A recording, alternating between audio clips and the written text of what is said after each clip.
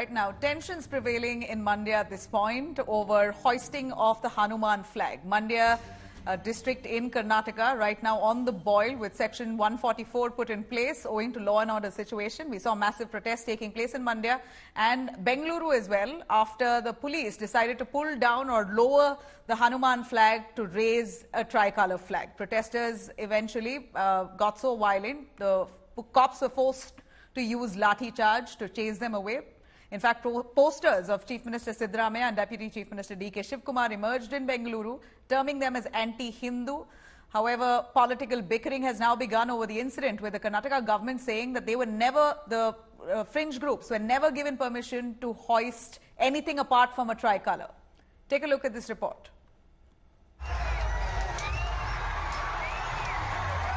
Lathi charge by police. Vehicles damaged by protesters. People running helter-skelter. These were the scenes witnessed on the streets of Mandya, popularly known as the sugar city of Karnataka, on Monday. And the reason for this mayhem was a flag of Lord Hanuman. This is how it started. A group of people in a village in Mandya hoisted a saffron flag devoted to Hanuman ahead of the Ram Mandir Pran Pratishtha on January 19.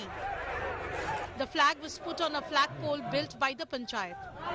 The local Panchayat officials brought down the saffron flag and unfurled the tricolour on Republic Day.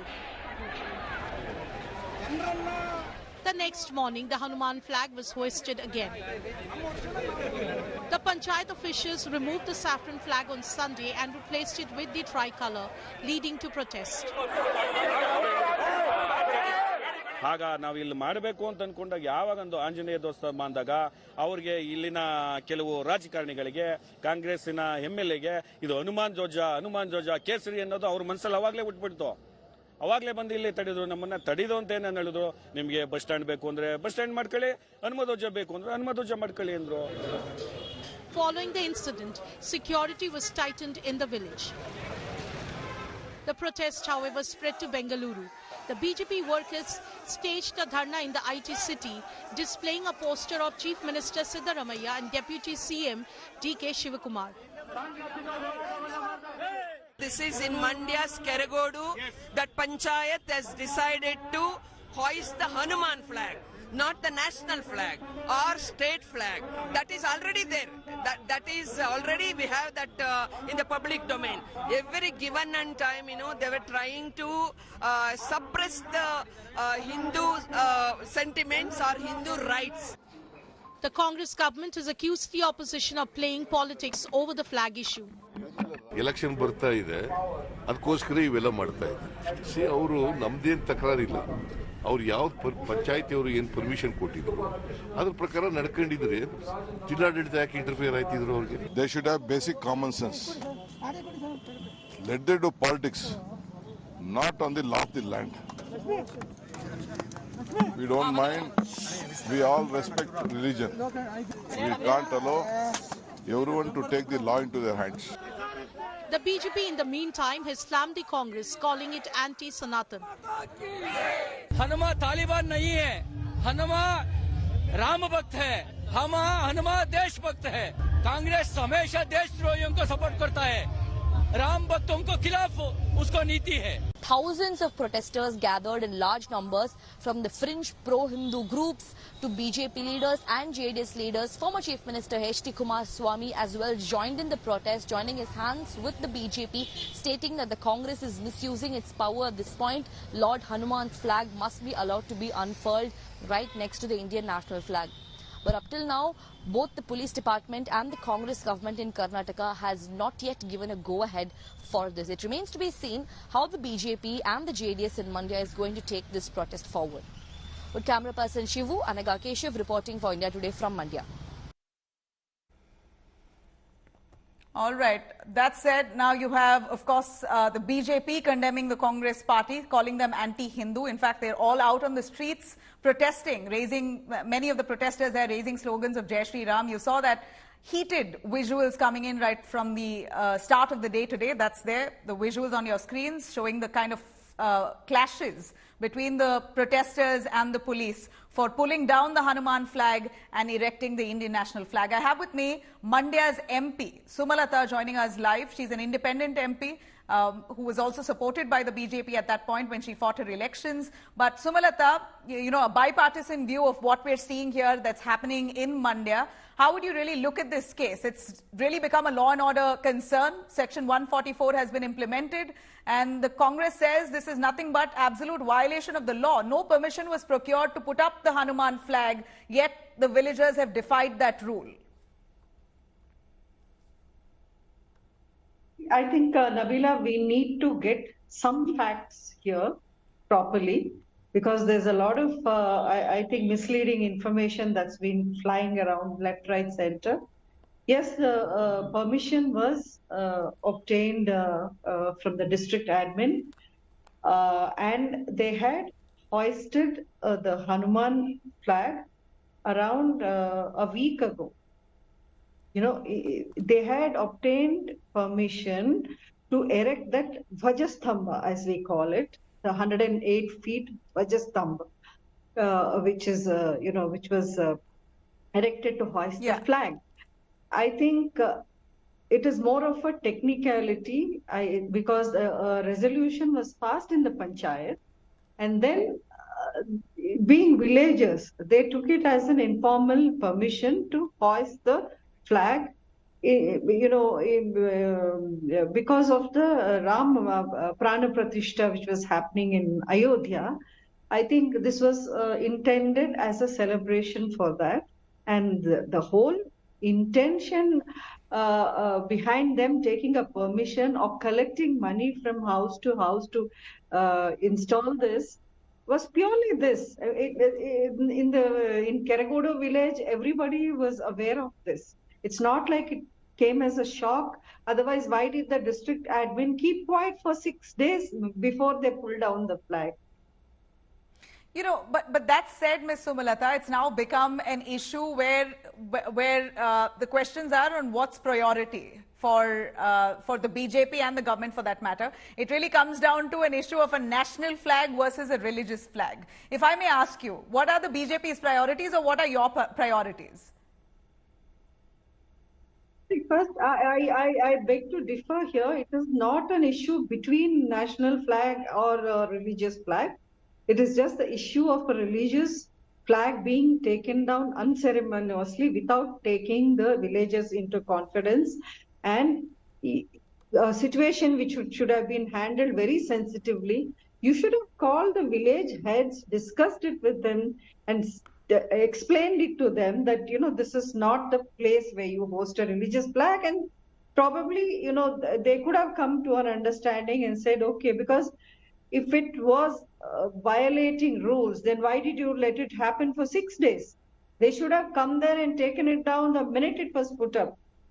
Nobody had an issue there. No villager went and complained. Nobody locally went and complained until it came. See, if it is politics, which is being said that the BJP is playing, then you have to say that the Congress first entered the political issue here by, just asking them to pull a flag down, knowing very well the repercussions of what was happening. See, I'm not going to sit here and talk for any party. I'm an independent MP, and I have my own views on this. I need not support any party's ideologies or viewpoints here, but I have my viewpoint on this, which I had tweeted on X.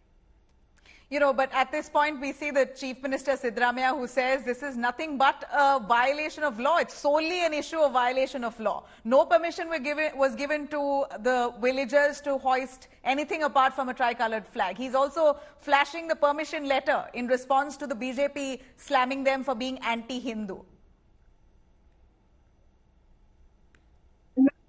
This is why I'm saying, just please take note of the details, Nabila, here. It is not a flagpole which was already there that you can say this is intended for, or this was already hoisting national flag. This flagpole was erected by the villages of these people. There's a Seva trust called Gauri Shankar Seva Trust, which has been, holding these kind of religious ceremonies in that area from 30 years. It's nothing new. And all the villagers have gone along with it. They all believe in it. And they've gone along with it. And all these years, there was never a problem until one particular person, decided to step in and make a mess of things. I'm not saying that legally they were right. Yes, they might have flouted rules, which is there, but the way you have handled it is very wrong. You have brought this upon yourselves. Now you will have to clean the mess. Because this issue is not going to die down so easily, according to me. Yes, maybe some political parties now are coming forward and lending support to them or trying to take advantage, as you might put it. But that's secondary and that's expected also. What did you expect? Did you expect otherwise? Because the whole thing was created by one party. Now another party or some other parties will jump in and make their own stand clear on this. I will pick from that point you said, did the Congress expect otherwise? They know very well that a situation like this will erupt in this kind of fallout, a ruckus that we see in Mandya there, where they had to resort to lathi charge eventually. So, Ms. Sumalatha, the BJP calls the Congress here as anti-Hindu. You're an independent candidate. Do you feel the same way about the ruling party there in Karnataka? Are Hindu sentiments being deliberately hurt, or have Hindus become sensitive? See, I am a Hindu, so I don't know if I should go really deeply into it. I see myself as a Hindu with liberal views and a Hindu who's had friends in all the communities, and I don't see any issues with anything ever. I think India is one of the best countries for all of us, for all communities, and we should be rising above this community sentiments. That's my personal opinion. But then it's nothing new that a certain party stand for certain ideologies, and BJP has stood very strongly with their Hindu ideology, if I might say so. So there's nothing surprising or new there. But I see a change in people, even in remote villages in the south. I'm not talking about elsewhere, and especially in Karnataka and in my constituency. I'm seeing a slow change in people. Maybe they're getting more aware of their identity, or maybe they're trying to stand up more stronger for their identity. But it should not get into a situation where we are fighting each other, or there's communal tension or violence or disruptions of life like it's happening now in today's case. Today's case, I squarely blame, I can't even blame the admin. They're obviously taking orders from some politicians. So you'll have to, without proof, I would not like to point fingers, but I know that there has been political pressure to remove the flag without even taking, anybody into confidence locally. They could have done that. All right. That's Sumalatha there. Thank you very much, ma'am, for sparing time and speaking to us. We know your constituency right now is troubled. People of Mandya are scared. There's Section 144 that's been imposed there in the area. Amidst that, you've spared time to speak to us. Thanks very much there. Let me cut across to our panelists. Anand Gurumurthy, spokesperson of Karnataka BJP, joining us. We also have Sumit Chandar, advocate, Supreme Court of India, a constitutional expert. Syed Abbas, political analyst. Let me be clear here. The Congress has refused to speak on the matter. They have flatly said this is a violation of the law. We do not want to comment. It ends there. That they're taking this, they're taking action based on law and the rules in the book. So there's nothing to comment to this or add any further to this matter. It's a highly polarized atmosphere. The environment is worrisome. If I could straight get to Sumit Chandar. Sir, you're a constitutional expert, and we're seeing the Karnataka government and citizens of Karnataka, especially Mandya, villagers of Mandya, who are highly emotional, are very religious. In light of Ram Mandir's inauguration, they've put up a Hanuman flag with joy and happiness and with that kind of emotion. With the fact that the Ram Mandir was coming up on one end, right at the similar time, this Hanuman flag also came up in celebration of what we saw in Ayodhya. So the Karnataka police a few days later pulled down the flag. They claim that this is deliberately hurting sentiments. But the permission that was given to these villagers was only to erect a national flag. How would you look at a situation like this, where it's almost come down to the national flag versus a religious flag? See, it's very interesting because you're right, as you have rightly said, that the permission, which was in fact sought, was that they would be constructing a pole of about 108 feet. And the permission was only for construction of the pole, not for the flag. But of course, that construction of the pole was for the purpose of, as in their application they had said, to hoist the national flag or the state flag. Accordingly, the permission was given. In fact, even if you go by the application, they said that they will not, under the rules, put any religious flags or hurt any, because it is a very important factor that though Article 25 of the Indian Constitution gives you the freedom to profess your and propagate your religion, but at the same time, it is subject to the public order. So the right to profess, practice or propagate religion also does not come without any absolute liberties. It comes subject to certain public order that requires to be maintained. So for that purpose, the permission was given to erect that long pole was only to hoist the national flag or the state flag. Now, if you look at it, the national flag there's a code of conduct which is to be followed under of India. It clearly provides that national flag should not be around a vicinity or wherever the national flag is. Nothing near the vicinity no other flag should be hoisted above or taller than the hoisting of the national flag. I'm not aware whether in that place whether there was any, but if you're constructing such a huge pole, then the very fact that national flag, no flag can be higher than the national flag, should be allowed to be put anywhere. So I think these are the considerations which So you're saying the Karnataka police has acted as per law, but I'd like to ask you, is there a timing between which you can erect a national flag? Yes, the tricolor flag? Not today. They used to be the National Flag Code of India 2002 did provide certain restrictions that it could be hoisted only between sunrise and sunset. But there was a Code Amendment Act in 2022, just a few years back, where these time restrictions were also removed. So today you can hoist the national flag throughout the day. So whenever you want, those timing restrictions have been removed with the amendment. Because you have the BJP slamming the Congress for acting out of line, for sending the police to pull down the national flag at 3 p.m. in the afternoon, which was in the prescribed time, a few days after Republic Day. So this was clearly politically motivated. This is the charge coming from the Karnataka BJP. I'm going to straight cut to Gurumurthy on that. Gurumurthy, take it away. You have violators of the law. I will say that because they didn't have permission to erect that flag, but they yet went on to do it. We agree and totally, we welcome the kind of emotion that the people of Mandya have, but can that supersede the respect given to the national tricolour? See, one thing you have to understand, you're just having a pointed question, comparing flags and then, trying to blame the people of Mandya or blame BJP for understanding where they're standing. Because, they're being oppressed by this Congress government in Karnataka. The reason I'll tell you. I want to take you to two incidents. One is the Supreme Court order on Shani Shignapura and also Shabrimale.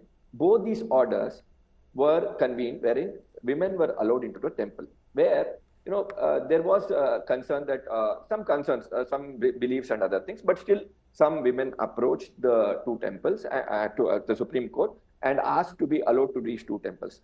Shani Shignapura, at that point of time, it was a BJP government. they ensured that everybody was taken into account, everybody was called for, including the temple authorities, the Hindu religious leaders who were opposing it.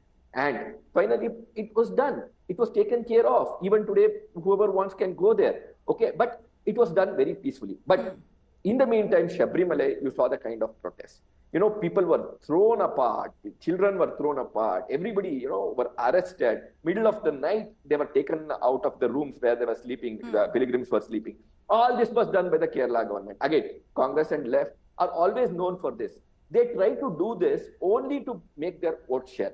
They are not interested in the good, harmony between the people. But I will tell you one more thing. The triple talaq was removed by the Narendra Modi BJP government. Okay. And no, but deviating from the subject, we know what Prime Minister Modi has done. Let's get to the point. We understood you. I barely have enough time, Gurumurthy. I understood your point. 1 minute, Nabila. I'll take just 1 more minute of it. Okay. How peacefully it was done. We took care of talking to all the people, and then it was peacefully done. That's what I'm trying to tell here. See, any other thing, okay, which is affecting the lives of people, do they take care of potholes on the roads so swiftly? Siddaramaiah government, are they interested in the traffic problems of Bengaluru or all the problems of Karnataka? That question could be right back at you. The BJP could also take up more pressing issues. I'm asking the people of this country through you, Nabila, very clearly. Do they take up all these problems at this priority where they sent the police force and they had to, remove a flag?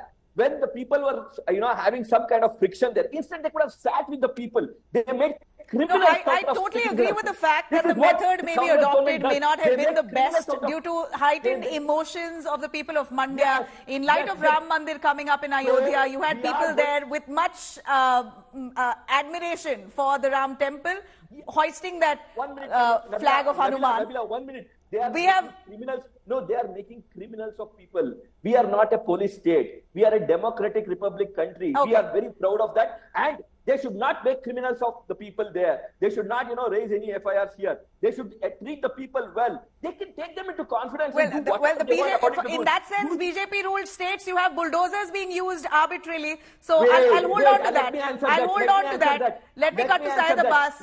Abbas also with us. Abbas, if you're speaking for the Congress party here, the fact that the Congress sent the police department to actually lower the Hanuman flag, erect the national flag, 3-4 days after that flag was there, why didn't they come in time? Why didn't they allow for the Gram Panchayat to take action? Because ideally the Gram Panchayat had given permission. If the violation had happened, the Gram Panchayat should have acted.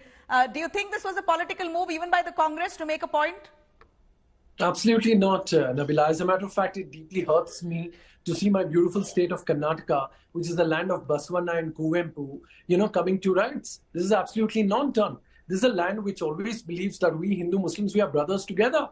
And it hurts when politics comes in. We need to understand that the law is above all else. What is the permission taken? Can the Bharatiya Janata Party or their alliance with the JDS, can they prove on record and prove Siddaramaiah wrong that they had the permission? We need to understand here, as per Mr. Sumit Chandar, this pole that we speak of is constructed for two purposes, either the state flag or the national flag. Anything away needs to be taken down.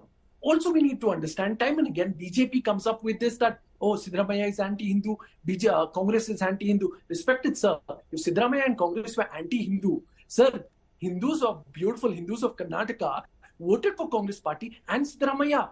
Sir, it does not mean that the great religion of Hinduism only belongs to BJP. With folded hands, I request you and your party, sir, to stop these communal differences. Let's bring in harmony. Let's bring unity. Why do you think, Syed Abbas, the Congress refuses to speak on this matter? They did not want to send a representative to speak on the matter. Why not?